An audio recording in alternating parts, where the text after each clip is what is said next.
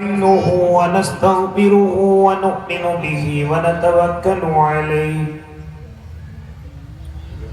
ونعوذ بالله من شرور أنفسنا ومن سيئات أعمالنا من يهده الله فلا مضل له ومن يضلله فلا هادي له ونشهد أن لا إله إلا الله وحده لا شريك له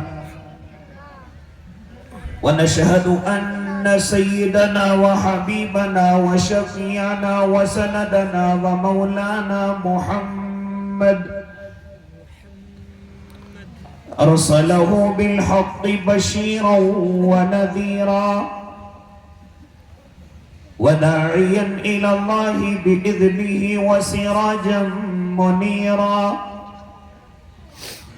وصلى الله تعالى على خير خلقه محمد وعلى آله وأصحابه وأزواجه وذرياته وسلم تسليما كثيرا كثيرا. أما بعد فأعوذ بالله من الشيطان الرجيم. بسم الله الرحمن الرحيم.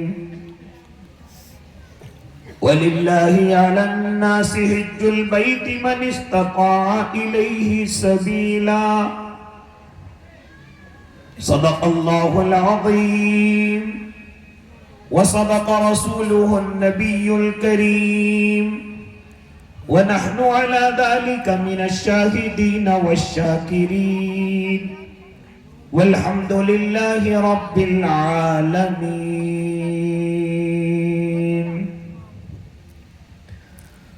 سارے عالم کی مٹی میں جلوہ فگن جتنے ذرے ہیں اتنے درود آپ پر. سارے عالم کی مٹی میں جلوہ فگن جتنے ذرے ہیں اتنے درود آپ پر. باغ کونین کے سارے اشجار میں جتنے پتے ہیں اتنے درود آپ پر.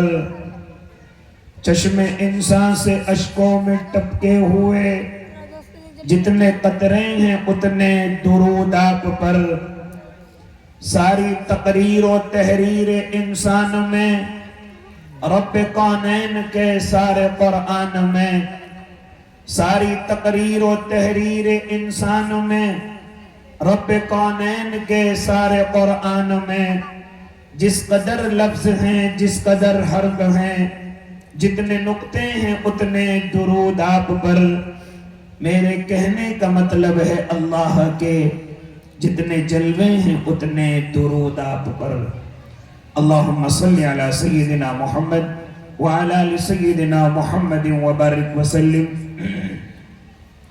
آپ تمام حضرات بھی ایک مرتبہ بلند آواز سے میرے اور آپ کے آقا کی خدمت عالیہ میں نذرانہ عقیدت و محبت پیش فرما لیں. ایک مرتبہ تمام حضرات درود شریف پڑھ لیں اور ذرا بلند آواز سے پڑھ لیں.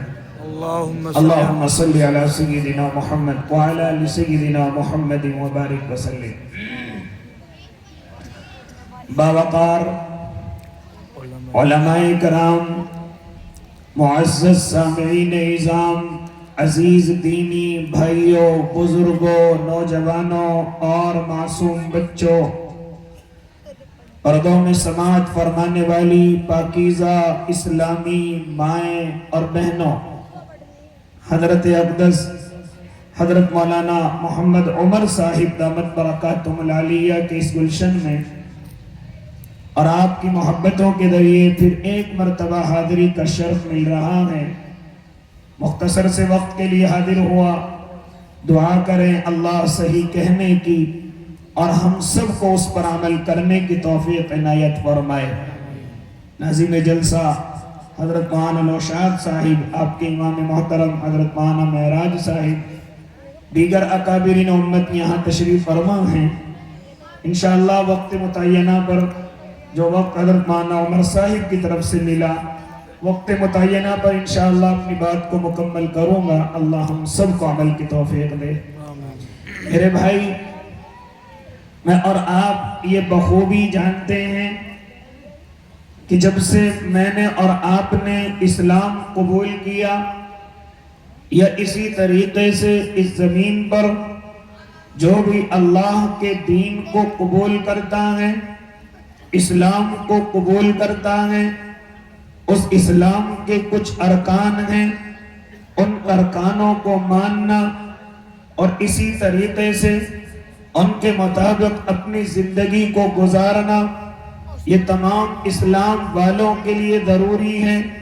جو اس زمین پر اپنے آپ کو مسلمان کہتے ہیں، ان لوگوں کو یہ الفاظ یاد کر لینے چاہیے کہ اس اسلام کے ضروری ارکان ہیں، جن کو میں اور آپ اپنی زبانوں میں پہلا یہ کہتے ہیں کہ کلمہ لا الہ الا اللہ ہے، محمد الرسول اللہ ہے، اسی طرح نماز ہے، اسی طرح روزہ ہے، اسی طرح زکوٰۃ ہے، اور اسی طریقے سے پانچواں رکن جو مجھے اور آپ کو علماء نے بتلایا وہ حج بیت اللہ ہے۔ مجھے اسی پانچویں رکن کے تعلق سے آپ حضرات سے گفتگو کرنی ہے۔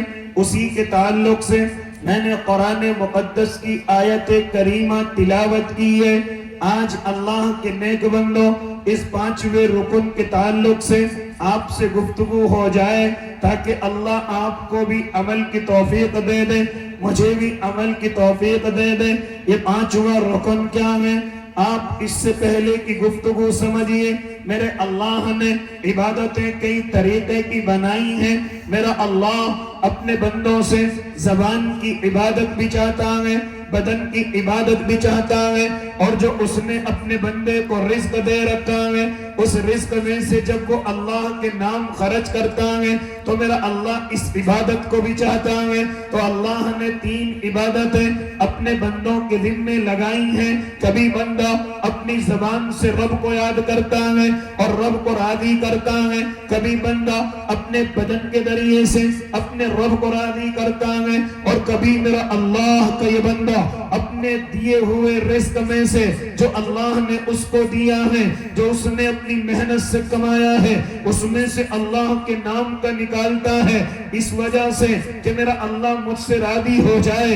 یہ عبادت میرے اللہ نے تین طرح کی بنائی ہے، اور یہ میں اپنی طرف سے نہیں بلکہ ذرا دیکھیے محمد عربی صلی اللہ علیہ وسلم کو جب آپ معراج کے سفر پر ہیں اور اللہ کے روبرو ہیں اور اپنے اللہ کے سامنے ہیں، کیا عرض کر رہے ہیں؟ سب سے پہلا جملہ جو میرے آقا کی زبان سے نکلا ہے آپ تو جانتے ہیں، علماء بتلاتے رہتے ہیں، کیا فرماتے ہیں میرے آقا؟ التحیات للہ والصلوات والطیبات۔ کیا مطلب ہے؟ میں اور آپ نمازوں میں پڑھتے ہیں، یہ نمازوں کا واجب ہے۔ اے اللہ کے بندو ذرا سنو میں اور آپ کیا کہتے ہیں، اور میرے آقا نے اپنے رب سے کیا کہا ہے، کیا فرمایا تھا معراج کے سفر پر جب اللہ کے روبرو ہوئے ہیں؟ التحیات للہ والصلوات والطیبات۔ کیا فرما رہے میرے آقا میرے اللہ؟ میری زبانی عبادتیں تیرے لیے ہیں، میری بدنی عبادتیں تیرے لیے ہیں، اور میری مالی عبادتیں تیرے لیے ہیں۔ اشارہ کس طرف ہے کہ اللہ کے نیک بندو، میرا اللہ تمہاری زبان سے بھی راضی ہوتا ہے، تمہارے بدن کی حرکت سے بھی راضی ہوتا ہے، اور جو مال اللہ نے مجھے اور آپ کو دے رکھا ہے اس میں سے اگر اللہ کے مطابق خرچ کر لے تو میرا اللہ اس خرچ کرنے سے بھی راضی ہوتا ہے۔ یہ اللہ نے اپنے بندوں پر عبادتوں کے طریقے کار لگائے ہیں، تو اس طریقے سے میرا بندہ عبادت کرے۔ خیر، میں گفتگو کرنے لگا، اللہ کا بندہ اپنی زبان سے ذکر و اذکار کرتا ہے، عبادت کرتا ہے، اپنے بدن کے ذریعے سے نماز پڑھتا ہے، سر رکوع اور سجدے کرتا ہے، روزے رکھتا ہے، ہاں حج بیت اللہ کا طواف کرتا ہے، رمی کرتا ہے، جمرات کرتا ہے، یعنی اپنے بدن کو خوب محنت کے ساتھ اپنے اللہ کو راضی کرنے کے لیے لگا لیتا ہے. اسی طریقے سے میرے اللہ نے جو اس کو رزق دیا ہے اس رزق میں سے اللہ کے نام کا نکال کر کے خرچ کر دیتا ہے. کبھی کسی غریب کو دیتا ہے, یتیم کو دیتا ہے, مسکین کو دیتا ہے, یہاں تک کہ اپنی ماں اور باپ پر خرچ کرتا ہے, بیوی اور بچوں پر خرچ کرتا ہے, مساجد اور مدارس کی تعمیرات کے لیے خرچ کرتا ہے, ان کی ترقی کے لیے خرچ کرتا ہے. اے اللہ کے نیک بندو, یہ خرچ کرنا بھی میرے اللہ کے سامنے عبادت ہے اگر میں اور آپ اللہ کے مطابق خرچ کریں. تو انہی میں سے ایک ہے حج بیت اللہ, جو اس اسلام کا 5واں رکن ہے, جس کو میں اور آپ مانتے ہیں. اللہ کے نیک بندے, جس طریقے سے اللہ کے بندوں پر نمازیں فرض ہیں, جس طریقے پر روزے فرض ہیں, جس طریقے پر مال ہوتے ہوئے زکوٰۃ فرض ہے, اسی طریقے سے اللہ کے نیک بندے, اللہ نے اگر مال عطا فرمایا ہے, کتنا مال عطا فرمایا ہے, وَلِلَّهِ عَلَى النَّاسِ حِجُّ الْبَيْتِ مَنِ اسْتَطَاعَ إِلَيْهِ سَبِيلًا. اگر اللہ نے تجھے اتنی طاقت عطا فرمائی ہے کہ تو حج بیت اللہ کی طرف جا سکے, ہاں تو اس گھر کے لیے سفر کر سکے, تیرے پاس سفر کے لیے, ہاں تیرے پاس سفر کے لیے توشہ ہے, تیرے پاس اپنے بیوی بچوں کے لیے بھی ہاں سامان سفر ہے, اور اسی طریقے سے وہاں جانے کے بعد بھی تیرے پاس خرچہ ہے. اگر اللہ نے تجھے اتنی طاقت عطا فرمائی ہے تو اللہ کے بندے تیرے اوپر اللہ نے حج کو فرض کر دیا ہے. اگر وہاں جانے کی طاقت ہے, اپنے بعد اپنے بیوی بچوں کے لیے چھوڑنے کے لیے خرچہ ہے, اور وہاں جا کر کے بھی خرچ کر کے اپنی زندگی گزارنے کا تیرے پاس طاقت ہے, اے اللہ کے نیک بندے